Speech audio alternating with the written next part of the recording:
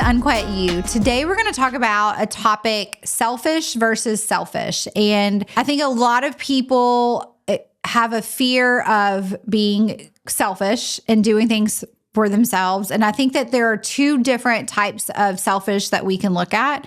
And today I want to kind of break down what I think those look like and why I believe if you choose the first one, it's actually more beneficial for your life and the people that you love. Like a lot of the people I know would say that they were selfish. And a lot of people I know would say, oh, I don't do anything selfishly. And I think both are true and neither are true. I think but all of us do things selfishly throughout the day, whether it's take time to take a bath or work out, different types of food you eat, making decisions not to go out versus going out. All of these things are selfish. It's just a matter of what is the meaning behind selfish that you're doing them. And some of the things that you can look at is like, I like to say I'm a very selfless, selfish person. And what I mean by that is I believe me being selfish and a lot of the things I do in life actually make me better for my kids and better for the people that I love, better for my clients. All the people around me, I'm better because I have chosen to be selfish. I think there's another form of selfishness where you are very selfishly selfish, meaning everything you do is only to benefit you and you don't care about how it might hurt the people you love or how you show up for other people. You only do things making you feel happy and excited, and it's usually a very temporary fix. For example, I work out and I think that's very selfish. I get up early in the morning and I journal, I drink coffee and I work out. That is my time. If my kids are in town and they happen to get up, sometimes I'll adjust my schedule, but other times I still do that because that is part of what makes me a better human the rest of the day. And I think other people may do something like if you have a baby who wakes up at 5 a.m. and you have the thought, well, I'm still going to work out and the baby can cry. That's very selfish, I believe, because that is very much saying they don't matter. I'm going to do what gives me a temporary fix.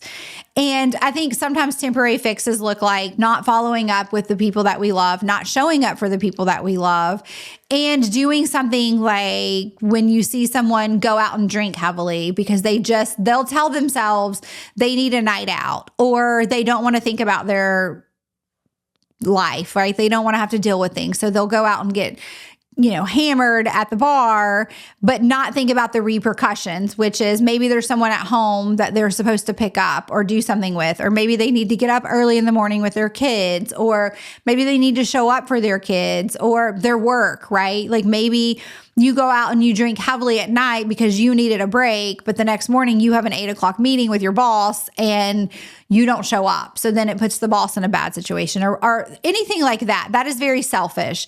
And that is very much you saying, I only care about me and I don't care about the repercussions. And normally, because those are short-lived highs that you get on, you end up it's like a constant cycle versus saying, hey, I'm going to be selfish in the fact that there are certain things I want to do to better myself, whether it's go back to school or, for me, it's I do my morning routine. I also have a night routine. I take a bath every night. I am in bed at a certain time. Now, of course, in life, sometimes I have to adjust those things. If my kid calls me later at night than normal and they need to talk about something, I'm going to be there. Or if I have an event for another child, I'm going to be there. Or if I have a friend who needs something that night or she has something for work that I'm attending, of course, things change. But I stick to my plans as a selfish person because I know it makes me show up as a better mom. It makes me show up as a better coach. I get coached. I have an hour every week that I meet with my coach. And that is a very selfish time for me. That hour is preset and we have our meeting and that is my time to better myself in all areas of life. But that's a selfish move. And so I think sometimes we teach people, and I hear this a lot with younger generation where people will say, oh, that's just being selfish, or you shouldn't do that. That's very selfish. And I think that we're putting a negative thought upon being selfish, because I actually believe the best people doing the best work in life, helping the most amount of people, are the most selfish people. It's just, we do it in a very selfless way, knowing that us bettering ourselves and doing things that are important to us, that feel aligned with us, will actually help other people along the way. And that ultimately is our goal in life. I think most people, I couldn't imagine not showing up for my kids, but they're so important to me that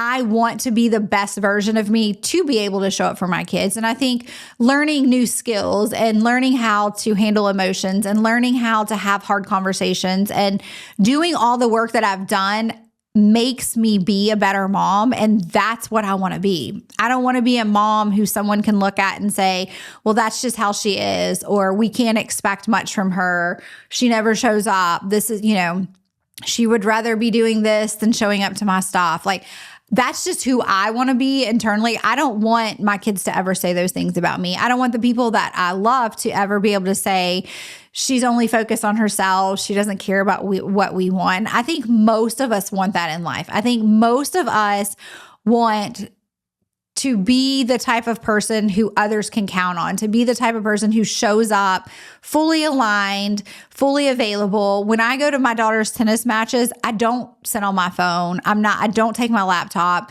I am 100% committed to her. But normally before that, I have a full day. I've crammed things in to be able to be done so I can show up for her. And so that sometimes that's a very selfish thing, because sometimes she'll be at home and I'll have to say, I'm working between these hours. I'm going to be in my office so that I can show up for you later and not have to focus on work. And so I think that her understanding me having some selfish time and doing things that are important to me, that align with me for work or personal, actually makes me be able to show up as a better person for her. And so I think that when you're trying to decide if you are a very selfish person, or if you're a very selfish person, ask yourself if your ego is involved.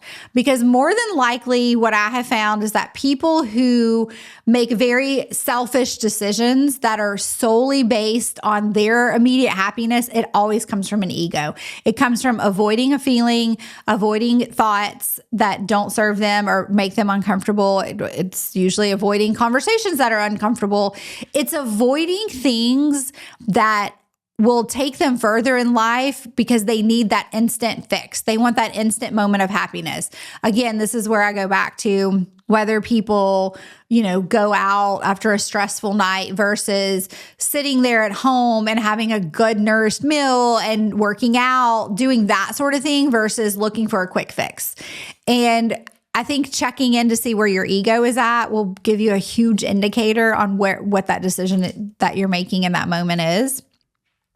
I think too, asking yourself if a decision is an avoidance or an alignment. And I do this a lot because sometimes when I'll make a decision, I'll have to ask myself, like, are you trying to avoid something, which is usually ego driven and it's a quick fix? I'm looking for a quick moment of, I don't want to feel that, or that's uncomfortable. I don't want to deal with that, versus if I'm aligned with becoming the version of me that I really want to become, then I'm going to have these uncomfortable conversations. And that also can mean that if I, as an aligned mom, I want to show up for my daughter for her tennis matches. And so that means I have to be done with work normally around 2 or 3 on her tennis match days.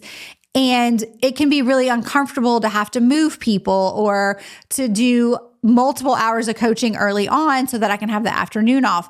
But I'm okay doing those uncomfortable things because they're very much aligned with who I am, versus I could say, listen, I have tennis every day from 2:00 till 8:00 at night. My ego is exhausted and I don't want to have to put up with these people, and I'm just not going to work. But that's not aligned with who I want to be. And that's not how I want to show up for my clients. So I think just asking yourself, giving yourself permission to be selfish. We all are selfish. I'm teaching my daughter to be selfish. I've taught my older kids to be selfish, but be selfish in a very good, beneficial way that not only helps the aligned version of who you're becoming, but it helps the people that matter in your life. If you have a spouse and you have kids, those people matter. And you don't want to only do things that benefit you that can hurt other people. That's not, I don't believe most of us want that in life. So I think that looking at selfishness in a new light will give you permission to be selfish. And things that you do every single day, they are selfish things. When I make a decision not to eat fast food, but to go home and make chicken and broccoli, that's a selfish move on my part because it probably would have been easier for us to run through a drive-through and pick up food. But I know selfishly that's not going to benefit me or benefit, my daughter or whoever's with me. So I think if you pay attention, we actually make selfish decisions all day, every day. I would just ask yourself, is it ego-driven or are you avoiding something, or is it very much aligned with the person that you want to become? And show up for other people as that person. So if this conversation resonates with you and you've struggled with being selfish or letting yourself be selfish, this is part of the work we do on the one-on-one coaching in my program, is learning that we do have to become selfish in a way that's aligned with the version that we want to become in order to show up the best version of us and live the life that we truly desire. So thanks for listening. Thanks for being here and for choosing to be a little louder, a little braver, and a whole lot more you. If this episode spoke to you, I'd love it if you subscribed, left a review, or shared it with someone who needs it. Until next time, keep tuning in to the fire inside. Stay unquiet.